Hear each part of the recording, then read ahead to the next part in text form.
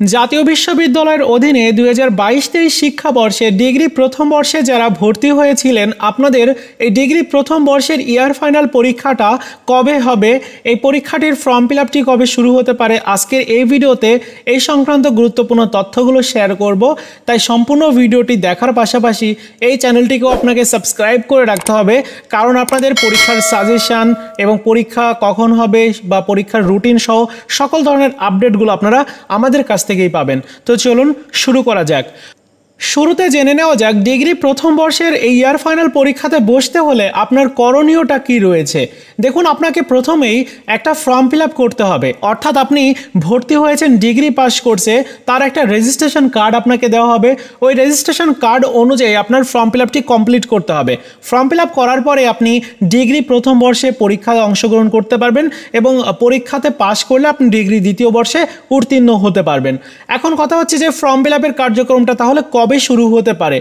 তো form fill আপের কার্যক্রম গত বছর যে সময়টাতে শুরু হয়েছিল সেম একই সময় থেকেই এবারেও কিন্তু আপনাদের ফর্ম ফিল আপটা শুরু হওয়ার সম্ভাবনা রয়েছে। কারণটা কি?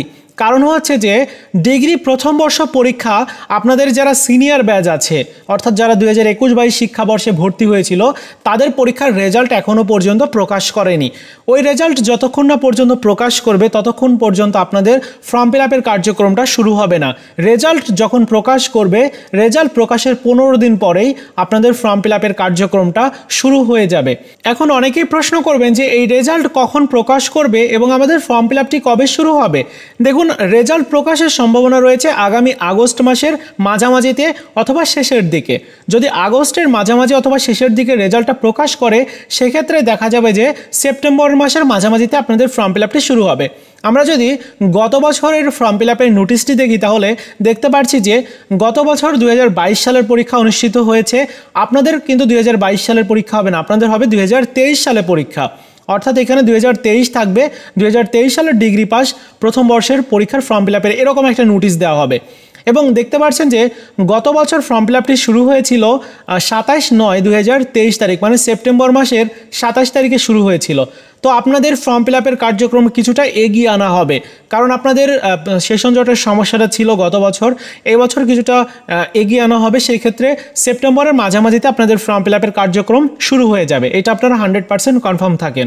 ওকে, এবং সেপ্টেম্বরের মাঝামাঝিতে যদি শুরু হয় তাহলে অক্টোবর মাসের মাঝামাঝিতে ফর্ম ফিল আপের কার্যক্রমটা শেষ হবে। এবং ফর্ম ফিল আপ শেষ করার পরে মোটামুটি 1.5 মাসের মধ্যে পরীক্ষার রুটিনটা প্রকাশ করে দিবে। এবং 1.5 মাস যদি আমরা হিসাব করি তাহলে অক্টোবর থেকে 1.5 মাস হিসাব করুন আপনি, নভেম্বর, ডিসেম্বর, অর্থাৎ নভেম্বর মাসের একেবারে শেষের দিকে গিয়ে পরীক্ষার রুটিনটি প্রকাশ করে দিবে। এবং নভেম্বরের শেষের দিকে যদি রুটিনটা প্রকাশ করে তাহলে পরীক্ষাটা শুরু হতে পারে কবে? ডিসেম্বর মাসের একেবারে শেষের দিক থেকে। এটাই হচ্ছে বেসিক একটা কি বলা চলে আইডিয়া। এবং গত বছর পরীক্ষার রুটিন, অর্থাৎ গত বছরের পরীক্ষাটা কবে হয়েছিল, গত বছরের পরীক্ষার সাথে কিন্তু এবছরের পরীক্ষার কোনো ধরনের মিল থাকবে না। কারণ গত বছর যে সমস্যাটা ছিল সেটি হচ্ছে যে ওই সময়টাতে নির্বাচন ছিল, জাতীয় নির্বাচন থাকার কারণে কিন্তু পরীক্ষাটা পিছিয়ে গেছিলো। তো আপনাদের পরীক্ষার ক্ষেত্রে কিন্তু এরকমটা হবে না, আপনাদের পরীক্ষাটা কিন্তু ডিসেম্বর মাসেই নেওয়া হবে, অর্থাৎ ডিসেম্বর মাসের একেবারে লাস্ট উইক থেকে আপনাদের পরীক্ষাটা শুরু হবে, এরকমটাই হবে দেখবেন।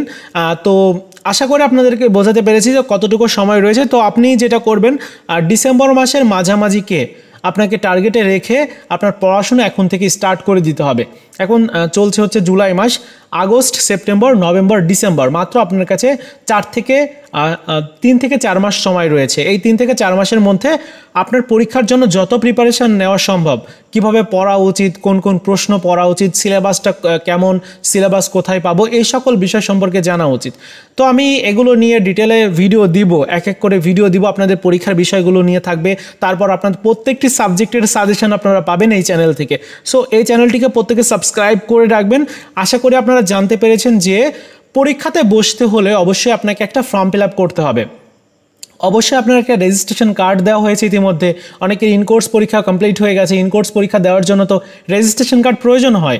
তো রেজিস্ট্রেশন যে কার্ডটা দেওয়া হয়েছে ওই রেজিস্ট্রেশন নাম্বার দিয়ে আপনার ফর্ম ফিল আপটি কমপ্লিট করতে হবে ডিগ্রি প্রথম বর্ষের। ফর্ম ফিল আপ কমপ্লিট করার পরে আপনাকে একটা পরীক্ষাতে বসার জন্য অ্যাডমিট কার্ড দেওয়া হবে, সেই অ্যাডমিট কার্ড এবং রেজিস্ট্রেশন কার্ড নিয়ে পরীক্ষাতে বসতে হবে। এরকম একটা রুটিন দেওয়া হবে এবং রুটিন অনুযায়ী আপনার বিভিন্ন সাবজেক্টের পরীক্ষা অনুষ্ঠিত হবে। আশা করি বুঝতে পেরেছেন। এই ছিল আজকের মতো ভিডিও। দেখা হচ্ছে নতুন ভিডিওতে। ভালো থাকুন সবাই, ধন্যবাদ।